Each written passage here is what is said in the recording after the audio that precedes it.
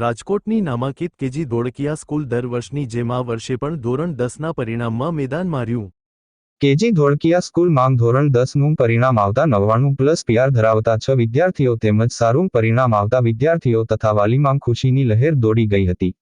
અવ્વલ પરિણામ લાવવામાં સદાય અગ્રેસર રહેતી કેજી ધોળકિયા સ્કૂલમાં વિદ્યાર્થીઓ તથા વાલીઓએ શિક્ષકગણના સપોર્ટના કારણે આ રેન્ક આવ્યાનું જણાવ્યું હતું। આ સ્કૂલ દર વર્ષની જેમ નિરંતર ઉચ્ચ પરિણામ લાવવામાં સદા મહેનત કરતી આવી છે તેવું આજરોજ શ્રી કૃષ્ણકાંત ધોળકિયા સરે મીડિયા સમક્ષ જણાવ્યું હતું। અહેવાલ ગિરિરાજસિંહ રાણા। પ્રિયા છે અને મારે બોર્ડમાં 99.91 PR આવ્યા છે।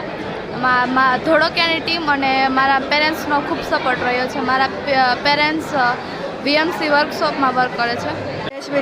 મારે 99.69 PR આવ્યા છે। મારું નામ ફોફરિયા ગયા પારસભાઈ છે। મને 99.64 PR આવ્યા છે અને મારા રિઝલ્ટમાં મારા મમ્મી પપ્પાએ બહુ સપોર્ટ કર્યો છે મને, તો થેન્ક યુ। મારા ટીચર્સનો પણ બહુ સપોર્ટ રહ્યો છે। પટિયાર આયુષ મિતેશભાઈ 99.98 589 માર્ક। મારું નામ ગોહિલ સમીર જીતેન્દ્રભાઈ છે। હું રાજકોટનો રહેવાવાળો છું। હું ધોળકિયા સ્કૂલમાં ભણતો હતો અને આજે આ પરિણામ જોઈને મને બહુ ખુશી થાય છે। મારો 99.99 ગુજરાત ફર્સ્ટ રેન્ક આવ્યો છે, 593 આઉટ ઓફ 600 અને હું ગુજરાત ફર્સ્ટ છું તેનો મને ગૌરવ છે આજે। હા, નમસ્કાર, હું કૃષ્ણકાંત ધોળકિયા સ્કૂલ રાજકોટથી બોલું છું। આજે અમારા બાળકો જે બોર્ડમાં તેજસ્વી પરિણામ લાવ્યા છે એને માટે અમારા બધા શિક્ષકોએ મહેનત લીધી, માતા પિતાએ જે સહયોગ આપ્યો અને શાળાએ પ્લાનિંગ કરી આપ્યું એને કારણે બન્યું છે। આજે અમારો આ દીકરો અમારા પ્રિન્સિપાલ કે જેને હજારો બાળકોને બોર્ડમાં ટોપર ઉપર પહોંચાડ્યા છે, એમના દીકરો પણ આજે ટોપર પર પહોંચ્યો છે, એનો અમને આનંદ અને ગૌરવ છે।